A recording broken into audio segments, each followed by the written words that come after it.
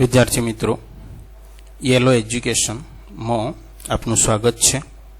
आज आप शीखीशुं रासायनिक बंधन और आणवीय रचना में કેટલાક महत्वना मुद्दाओं विषे चर्चा करीशुं। जुदी जुदी रासायनिक स्पीसीज में जुदा जुदा घटकों ने एक साथे भेगा राखे छे ते आकर्षण बल ने रासायनिक बंधन कहे छे। दरेक प्रणाली વધારે સ્થાયી થવાની વૃત્તિ ધરાવે છે અને બંધન તે પ્રણાલીની શક્તિ ઘટાડવાનું કામ કરે છે અને પ્રણાલી વધારે સ્થાયીતા મેળવે તે માટે બંધ બનાવે છે। તો આજે અહીંયા આગળ આપણે આવા કેટલાક ટોપિકો વિશે ચર્ચા કરીશું।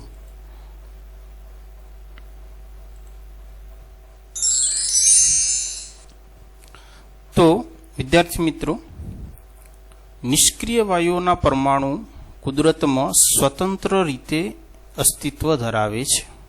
निष्क्रिय वायु एटले कया वायु जे 18 समूह में रहेला छे, जेवा के helium, neon, argon, krypton, xenon, radon.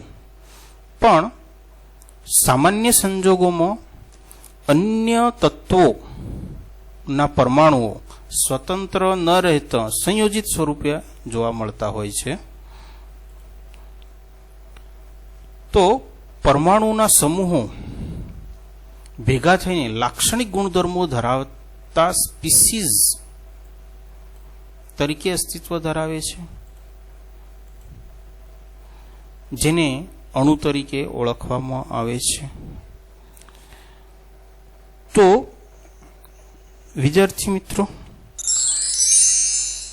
अहींया आगळ जुदा जुदा घटकोने एकबीजा साथे जोड़ी राखता आकर्षण बळने आपणे शुं कीधुं? रासायनिक बंध कह्यो। तो आ रासायनिक बंधना केटलाक प्रकारो छे, केटलाक सिद्धांतो छे, जेमां कोसेल-लुईस अभिगम, बीजू छे संयोजकता कोष इलेक्ट्रॉन युग्म आकर्षण सिद्धांत, जेने VSEPR सिद्धांत तरीके ओळखवामां आवे छे। एना पछी संयोजकता बंधनवाद, जेने वेलेंस बॉन्ड थियरी कहेवामां आवे छे। अने एना पछी छे आणवीय कक्षकवाद, M O theory, molecular orbital theory.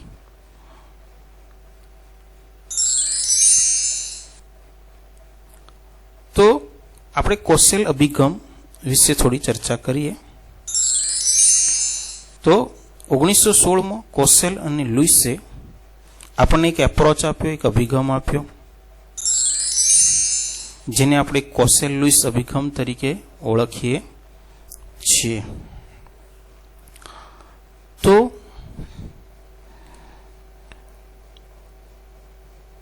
અહીંયા આગળ લુઈસ ना मत प्रमाणे रासायनिक बंधनी रचना द्वारा अणुनी रचना में फक्त बाह्यतम कोष में रहेला इलेक्ट्रॉन ज भाग ले छे, ज्यारे आंतरिक कोष में रहेला इलेक्ट्रॉन रक्षित होवाना कारणे बंधनी रचना में भाग लेता नथी। एज रीते रासायनिक बंधन माटे लुईस अभिगम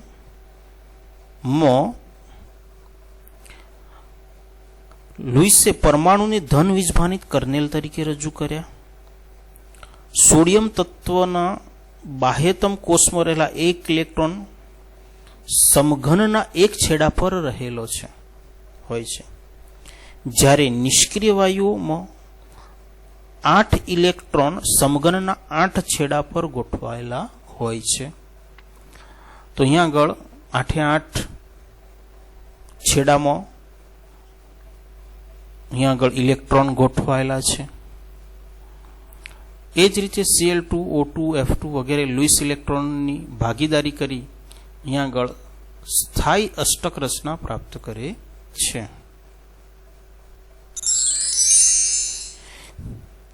रासायनिक बंधननी रचना द्वारा अणुओनी रचना में फक्त बाह्यतम कोष में रहेला इलेक्ट्रॉन ज भाग ले छे એનો મતલબ એ થયો કે અંદરના રક્ષિત ઇલેક્ટ્રોન ભાગ લેતા નથી, અને જેને આપણે અહીંયા આગળ બહારના કોષોને દર્શાવવા માટે ટપકાની સંજ્ઞા દર્શાવીએ છીએ. અહીંયા આગળ ટપકા દર્શાવેલા છે.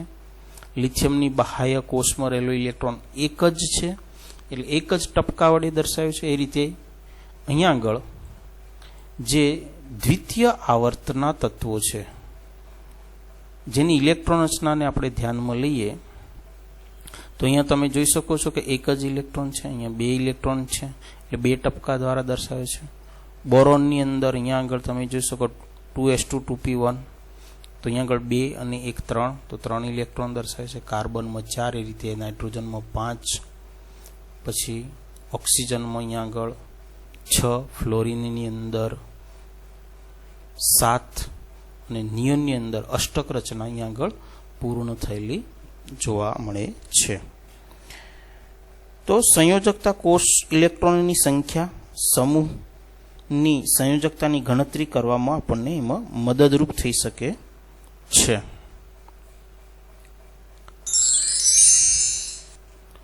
હવે આવર્ત કોષ્ટકમાં પ્રબળ વિદ્યુત ઋણમય હેલોજન તત્વો અને પ્રબળ વિદ્યુત ધનમય આલ્કલી તત્વો નિષ્ક્રિય વાયુઓથી અલગ પડે છે. હેલોજન તત્વો તમે અહીંયા જોઈ શકો છો કે આ જે તત્વો જે છે એ હેલોજન તત્વો છે, જેમાં ફ્લોરિન, ક્લોરિન, બ્રોમિન, આયોડિન અને એસ્ટેટિન કયા સમૂહમાં છે? સમૂહ 17ના તત્વો જે છે એક્સ સંજ્ઞા વડે એને દર્શાવવામાં આવે છે. જે કેવા છે તો ઋણ વીજભારિત બને છે આ તત્વો. આલ્કલી તત્વો એટલે અહીંયા આગળ આજે સમૂહમાં દર્શાવેલા છે લિથિયમ, સોડિયમ, પોટેશિયમ, રૂબેડિયમ, સીઝિયમ, જેને આપણે આલ્કલી તત્વો કહીશું.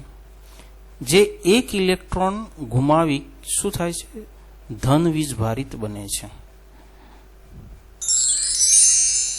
આ રીતે બનતા ધન વીજભારિત તથા ઋણ વીજભારિત આયનો નિષ્ક્રિય વાયુઓ જેવા કે હિલિયમ સિવાયના નિષ્ક્રિય વાયુઓ જેવું સ્થાયી ઇલેક્ટ્રોન બંધારણ પ્રાપ્ત કરે છે.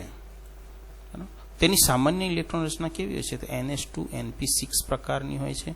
અહીંયા આગળ 8 ઇલેક્ટ્રોન પૂર્ણ થઈ ગયા છે, એટલે આ રીતે એને અષ્ટકથી દર્શાવી શકાય છે.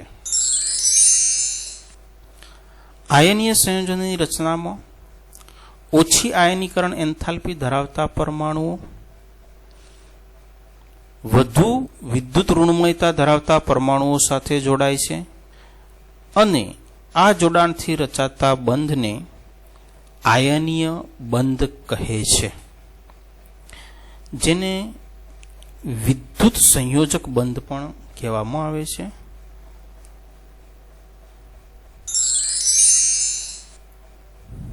તત્વની આયનીય બંધ બનવાની ક્ષમતાને વિદ્યુત સંયોજકતા કહેવામાં આવે છે.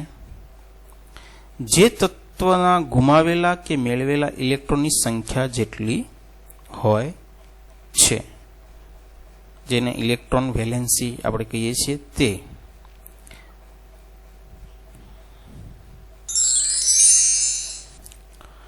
અહીંયા આગળ આપણે એક ઉદાહરણ દ્વારા આને સમજીશું.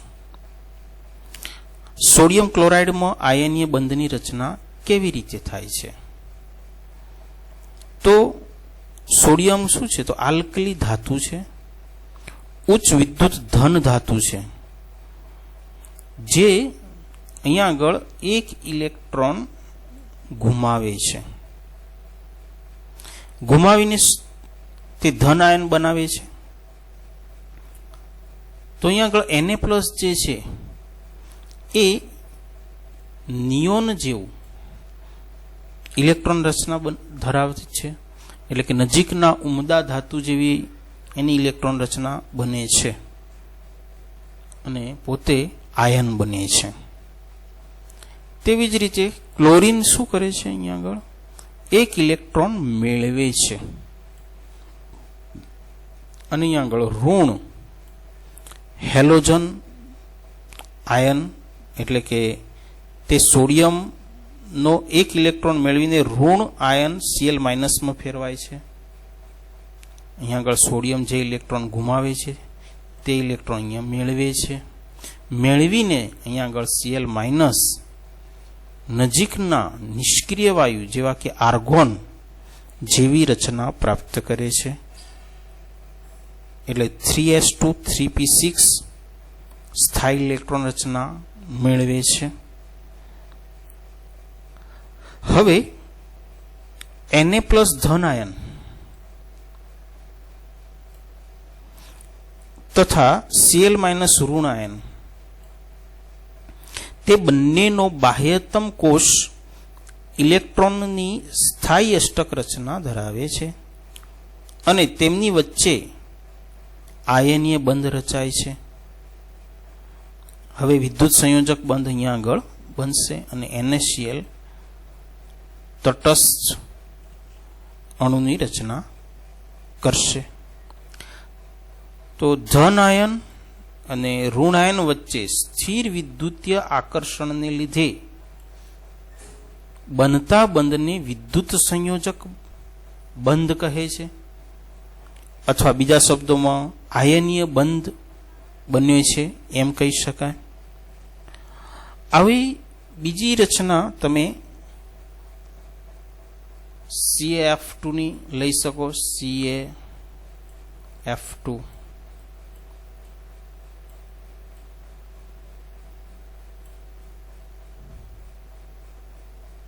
આની અંદર તમને Ca+2 આયનિક +2 આયન અને ફ્લોરિનની અંદર તમે 2F- વચ્ચે આ બંને વચ્ચે બાહ્યતમ કોષ ઇલેક્ટ્રોનની સ્થાયી અષ્ટક રચના ધરાવે છે અને તેમની વચ્ચે આયનીય બંધની રચના થશે અને CaF2 અણુ બનશે. તો આ રીતે આયનીય બંધની રચના થાય છે. આવા બીજા અન્ય આપણે ઉદાહરણો પણ લઈ શકીએ અને આવા ઘણા ઉદાહરણોથી આયનીય બંધને આપણે સમજી શકીએ. આવતી વખતે આપણે નવા એક એપ્રોચ લઈને મળીશું.